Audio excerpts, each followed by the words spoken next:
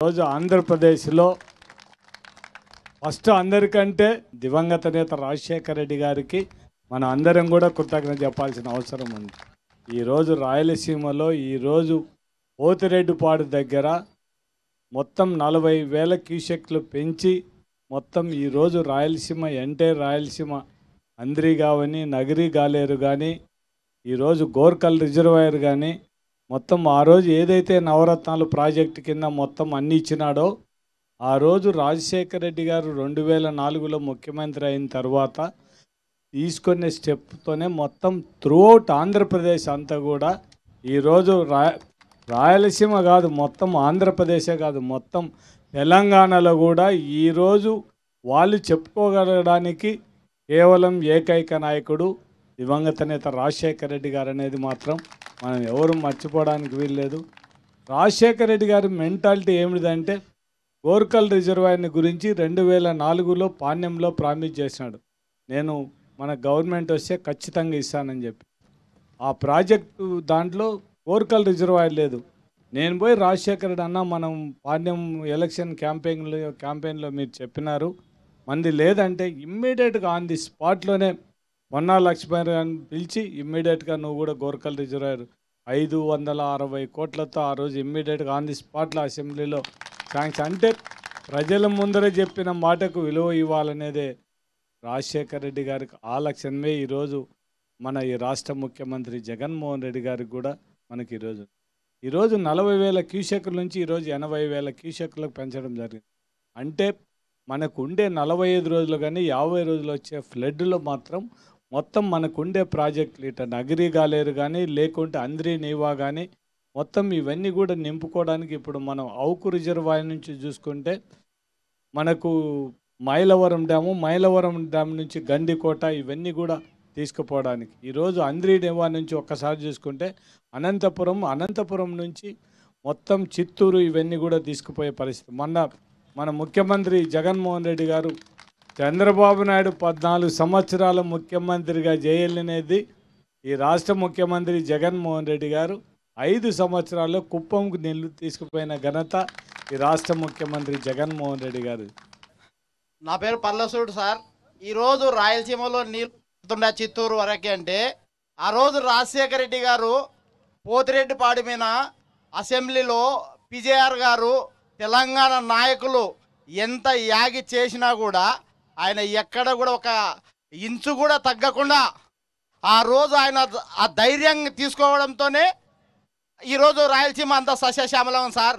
ఇదే చంద్రబాబు నాయుడు ఉన్నప్పుడు ఈ వాటర్ కోసం గొడవలు పడి ఎక్కడంటే ఎక్కడ జనాలు ప్రాణాలు వదిలిన సందర్భాలు ఉన్నాయి. అంతెందుకు కర్నూలులో కుళాయి నీళ్ళ కోసం బిందెలతో కొట్టుకొని చనిపోయిన రోజులు మన చంద్రబాబు నాయుడు గారు ఆయన పరిపాలన.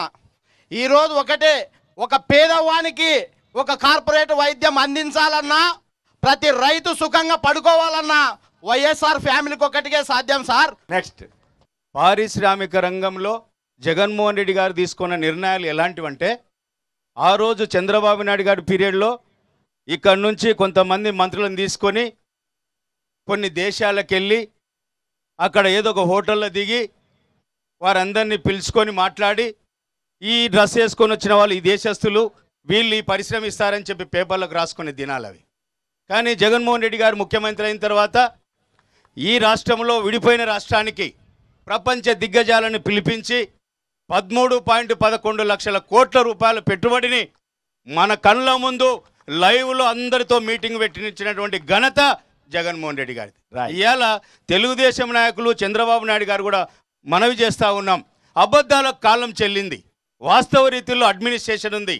ఏ వర్గాలకు ఏది కావాలో జగన్మోహన్ రెడ్డి గారు ఒక విజన్ ఉన్న నాయకునిగా ముందుకెళ్తున్నాడని. గతంలో మన ముఖ్యమంత్రి జగన్మోహన్ రెడ్డి గారు వచ్చినప్పుడు మా మిత్రుడు ఒకతను కార్పొరేటరు, సార్ మేము కర్నూలుకు ఆనుకున్నాము 2 రోజులకు ఒకసారి నీళ్ళు తాగుతున్నాము అంటేనే మన గౌరవ ముఖ్యమంత్రి గారు 80 లక్షల రూపాయలు ఆ రోజు 80 కోట్ల రూపాయలు ఆ రోజు మా ఎమ్మెల్యే గారికి చెప్పి అన్న ఇమ్మీడియట్గా చేయించుకుంటే అందరికీ సచివాలయానికి 20 లక్షల రూపాయలు ఇస్తే మా ఎమ్మెల్యే గారు పోయి అడిగారు సీఎం గారిని, అయ్యా మాది ఉండేది ఎక్స్టెన్షన్ ఏరియా కాబట్టి మాకు 40 లక్షల రూపాయలు అంటే ఇమ్మీడియట్గా సార్ శాంక్షన్ చేసేసి కర్నూలు కార్పొరేషన్ చూడండి ఎక్కడ చూసినా అభివృద్ధి పరిగెత్తుతుంది. మీరు మెయిన్ రోడ్లో చూసుకోండి ఒకసారి. అలాగే కార్పొరేషన్లో ఉన్నటువంటి వార్డులలో అయితే ఒక్కొక్క వార్డులో వచ్చేసి 2 కోట్లు 3 కోట్లు 7 కోట్లు 10 కోట్లు 20 కోట్ల దాకా కూడా వర్కులు జరిగినాయి. కార్పొరేషన్లో మొత్తం 500 కోట్ల దగ్గర వర్కులు జరిగినాయి. రాయ్ విజయ మనోహరి గారు కేడీసీసీ బ్యాంక్ చైర్మన్. మా ఇంటికి అన్ని పేపర్లు వస్తాయి. మోహన్ చెప్తా ఉంటాడు, ఫస్ట్ జ్యోతి ఈనాడు చదవాలా, అవి క్వశ్చన్ పేపర్లు, తర్వాత మన ఆన్సర్ పేపర్ చదవాలా, సాక్షి పేపర్ అని చెప్పాను. రైతులు తీసుకున్న రుణాలను కట్టుకోలేక చాలా ఇబ్బంది పడే పరిస్థితుల్లో ఉన్నారు. ఆ రోజుల్లో మరి మన మాజీ ముఖ్యమంత్రి రాజశేఖర రెడ్డి అన్న గారు, దివంగత ముఖ్యమంత్రి రాజశేఖర రెడ్డి అన్న గారు రైతుల రుణాలన్నిటినీ కూడా మాఫీ చేసి బ్యాంకును, అప్పుల్లో ఉన్న బ్యాంకును పైకి తీసుకొని వచ్చి ఈ సహకార కేంద్ర బ్యాంకు వ్యవస్థకు జీవం పోసినారన్న ఆ రోజు నిలబెట్టినారు. ఈరోజు మళ్ళీ మన ముఖ్యమంత్రి గారు జగన్మోహన్ రెడ్డి గారు ఇదే సహకార బ్యాంకు వ్యవస్థకు మళ్ళా జీవం పోస్తూ ఉన్నారు. రైతులను అన్ని విధాలుగా ఆదుకోవాలా అని చెప్పని గట్టి నిర్ణయం తీసుకొని ఈరోజు మాకు జిల్లాలో డిసిసి బ్యాంక్ తరపున 99 సొసైటీలు ఉన్నాయన్న. ఒక అన్న ఇక్కడ సొసైటీ చైర్మన్ కూడా ఉన్నారు. ఈ 99 సొసైటీలను ఆధ్వర్యంలో వాళ్లకు రైతులు వాళ్ళ పండించిన పంటకు నిల్వ చేసుకునే సామర్థ్యం లేకుండా పంట పొలాలనే అమ్ముకునే పరిస్థితి ఉందన్న. మరి పంట పొలాలలో అమ్ముకుంటున్నప్పుడు తక్కువ రేటుకే వాడికి అక్కడికి వచ్చిన రేటుకే అమ్ముకోవాల్సిన పరిస్థితి ఉంది రైతులకు. దీన్ని గమనించి మన ముఖ్యమంత్రి జగన్మోహన్ రెడ్డి గారు ప్రతి సొసైటీకి కూడా 3 గోడౌన్స్ను శాంక్షన్ చేసినారన్న. ఈ జిల్లాలో మొత్తంగా 300 గోడౌన్స్ను శాంక్షన్ చేయడం జరిగింది. అగమేఘాల మీద పని కూడా పూర్తయిందన్న. దాదాపుగా 150 గోడౌన్స్ ఈరోజు ప్రారంభానికి సిద్ధంగా ఉన్నాయి. మరి ఇది అభివృద్ధా కాదా? రైట్ అమ్మ. ఇక్కడ మన కర్నూలులో మరి పారిశ్రామిక అభివృద్ధి జరగాలంటే ఇక్కడ మనకు సరైన ఇన్ఫ్రాస్ట్రక్చర్ కానీ వేరే ఏమీ లేనటువంటి పరిస్థితి ఉంది. కాకపోతే జగన్మోహన్ రెడ్డి గారు ఇది గమనించే మనకు కర్నూలు ఏ రకంగా అభివృద్ధి చేయాలా అంటే కేవలం వికేంద్రీకరణతోనే మనం కర్నూలును అభివృద్ధి చేయగలము అన్న ధ్యేయంతో మొత్తం రాజధాని వ్యవస్థను ఈరోజు మనకి ఇక్కడ కర్నూలులో హైకోర్టును తీసుకొని రావాలన్న దృఢ సంకల్పంతో కర్నూలును న్యాయ రాజధానిగా ప్రకటించినారు. మధుసూదన్ రావు గారు బీసీ సంఘం నాయకులు, శాసన మండలి సభ్యులు. ఈరోజు ముఖ్యంగా మనము బడుగు బడిహీల వర్గాల గురించి ఆలోచిస్తూ వారు ఈ రోజున విద్యా వైద్యం గురించి ఈరోజు విప్లవాత్మకమైనటువంటి మార్పులు తీసుకురావడం జరిగింది. ఎప్పుడైతే పేదవాడు చదువుకోగలడో ఆ రోజున వాడు ధనవంతుడు అవుతాడనే ఉద్దేశంతో, అంతేకాకుండా ఈరోజు ఏ రోజైతే వాడు హెల్దీగా ఉంటాడో వాడు ఆర్థికంగా కూడా బలపడాలనే ఉద్దేశంతో ఈరోజు వారు చేసేటువంటి సంక్షేమ పథకాల్లో ముఖ్యమైనటువంటి ఈ 2. ఈ రోజున మనం ఏ గ్రామాలపై చూసినా కూడా అభివృద్ధి మనకు నాడు నేడు ప్రోగ్రాం ద్వారా ఆ స్కూల్స్ అయితేనేమి, ఈరోజు రైతు భరోసా కేంద్రాలు అయితేనేమి, ఈరోజు ఫ్యామిలీ డాక్టర్స్ అయితేనేమి, అంటే మనం ఏ రకంగా చూసినా కూడా ఈరోజు అభివృద్ధి అనేది మన కంటికి కనపడుతూ ఉంది. ఈ నాడు ప్రోగ్రాం ద్వారా ఈరోజు కార్పొరేట్ స్కూల్స్కు ధీటుగా ఈ రోజున ఆ స్కూళ్ళని చూస్తే ఈరోజు మనకు చాలా ఆనందం వేస్తూ ఉంటుంది. అంటే గతంలో మన చెల్లెమ్మలు కానీ అక్కలు కానీ ఆ రోజుల్లో బాత్రూమ్లు పోవాలంటే వాష్రూమ్లు అసలు అనేటువంటి ఉండేది కాదు. ఈ రోజున చూస్తే మనకు వాష్రూమ్లకు అయితేనేమి, డ్రింకింగ్ వాటర్ అయితేనే కూడా మనకి ఈ రోజున ఎంతో అభివృద్ధి కనిపిస్తూ ఉంది. కాకుంటే ఈరోజు గ్రామ స్థాయిలో వెళ్తే రైతు భరోసా కేంద్రాలు, అలాగే ఈ రోజున మనం అగ్రికల్చర్ విషయానికి వచ్చినది కాకుండా మిగతాది కూడా మనం అంటే వెటనరీ విషయాలకు కూడా వస్తే ప్రతిది కూడా మనకు ఈరోజు అందుబాటులో ఉంటా ఉన్నాయి. ముఖ్యంగా ఈరోజు వైద్యం గురించి చూస్తే గత ప్రభుత్వాలు చేయనటువంటి చంద్రబాబు నాయుడు 14 సంవత్సరాలు వారు ముఖ్యమంత్రి ఉన్నా కూడా విజన్ ఆయనకు లేదని కాబట్టి ఈరోజున మనం మెడికల్ కాలేజ్ కూడా తీసుకురాలేకపోయారు. ఈ రోజున మన రాష్ట్ర ముఖ్యమంత్రులు వారు వైద్యం మీద వారు అవగాహన బట్టి ఈ రోజున మనకు 17 మెడికల్ కాలేజ్ వచ్చి ఈ రోజున రాబోయే రోజుల్లో ప్రతి సంవత్సరం కూడా 10,000 సీట్స్ మనకు రాబోతూ ఉన్నాయి. అంటే మనకు వరల్డ్ హెల్త్ ఆర్గనైజేషన్లో 1000 మందికి ఒక డాక్టర్ ఉన్నటువంటి ఆలోచన ఉన్నటువంటిది ఈరోజు జగన్మోహన్ రెడ్డి గారు వచ్చాక 10,000 మందికి ఒక డాక్టర్ రాబోతూ ఉన్నారు. అంటే వారి ఆలోచన విధానం ఎంత ముందు చూపు ఉందనేదానికి ఇది ఒక నిదర్శనం. కిడ్నీ డయాలసిస్ గురించి చేసినటువంటిది అమోఘమైనటువంటిది శ్రీకాకుళం జిల్లాలో. అంటే మానవత్వం ఉన్నటువంటి నాయకులు అనేటువంటిది ఆయన నిరూపించుకుంటారు అక్కడ చేసినటువంటిది. ఈరోజు మన కర్నూలు మెడికల్ కాలేజ్ చూస్తే క్యాన్సర్ సెంటర్ లేదు. ఈరోజు మన క్యాన్సర్ సెంటర్ ఎంత బ్రహ్మాండంగా ఉంది. అంటే ఏ రకంగా చూసినా కూడా ఈరోజు మనం గతంలో మనకు రాయలసీమలో ఒకే ఒక్క మెడికల్ కాలేజ్, ఒకే ఒక జనరల్ హాస్పిటల్ ఉండేటువంటిది. అటువంటిది ఈ రోజున మనకు కర్నూలులో ఒకటి, ఆదోన్లో ఒకటి, నంద్యాలలో ఒకటి. అంటే ఇది కూడా డెవలప్మెంట్ కాదని మిమ్మల్ని అందరినీ కూడా అడుగుతా ఉన్నా.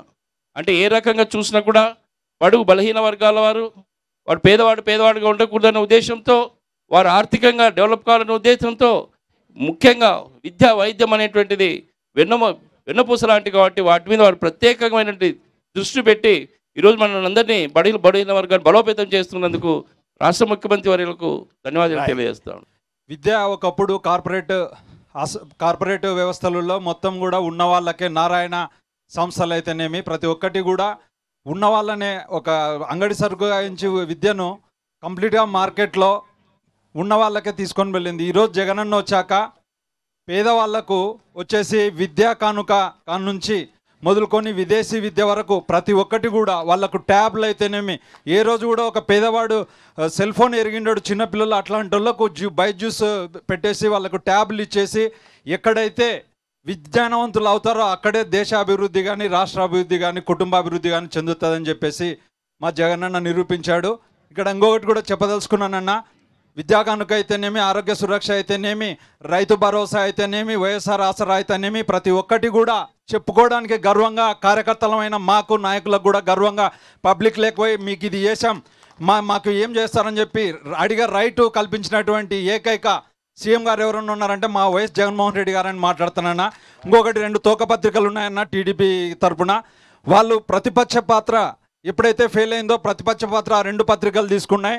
సీఎం వైఎస్ జగన్మోహన్ రెడ్డి గారు వచ్చినాక మా పెద్ద న్యాయంలో అవన్నీ కూడా కంప్లీట్ అయినాయి. మళ్ళీ సంతోష్ నగర్ ఫ్లైఓవర్ కాడ నుంచి ప్రతి ఒక్కటి కూడా అయినా దీనిని వాళ్ళు వక్రబుద్ధితో చేసి దాంట్లోకి వెళ్ళే గ్రావెల్ని వాళ్ళు ఎమ్మెల్యే గారు తీసుకున్నారని చెప్పారు. ప్రతి ఒక్క దానికి బిల్లు ఉందన్న. సునీల్ రెడ్డి గారు, రాయలసీమ విద్యార్థి యోజన జేఏసీ. ప్రతి రాజకీయ పార్టీ కూడా ప్రతి 5 సంవత్సరాలకు ఒకసారి అంటే 2014 తర్వాత రాష్ట్ర విభజన తర్వాత ఇక్కడ ప్రతి పార్టీ కూడా ఒక మ్యాజిక్ ఫిగర్లో పడిపోతుంది. అంటే మన ఆంధ్రప్రదేశ్లో 170 సీట్లు అయితే ముఖ్యంగా రాయలసీమ ప్రాంతానికి 52 సీట్లు, మిగిలిన 123 కోస్తా ప్రాంతానికి.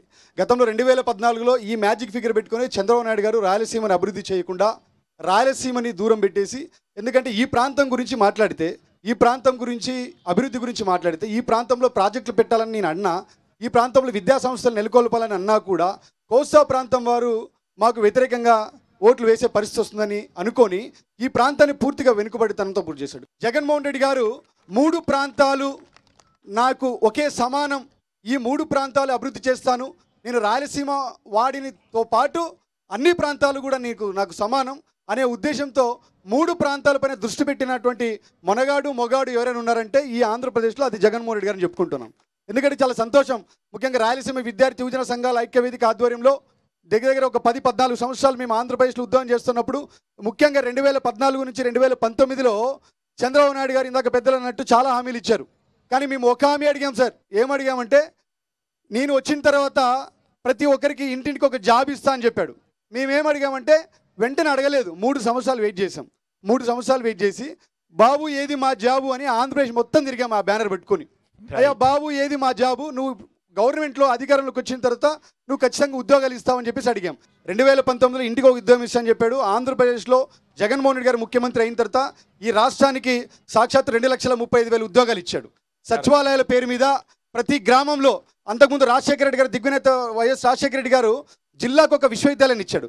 కానీ ఈయన ప్రతి ఒక్క గ్రామంలో ఒక సచివాలయం ఉండాలని చెప్పేసి అడ్మినిస్ట్రేషన్ని గడపకు తీసుకెళ్లిన ముఖ్యమంత్రి. ప్రతి గ్రామాన్ని ఒక రాజధానిగా మార్చారు. ఎగ్జాక్ట్లీ.